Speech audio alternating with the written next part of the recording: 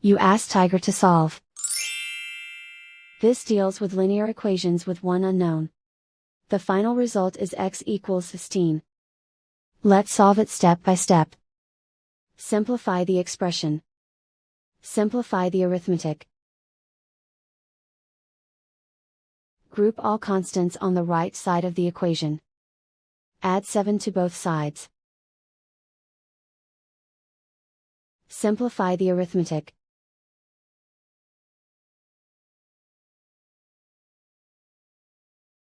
Isolate the x. Divide both sides by 2. Simplify the fraction.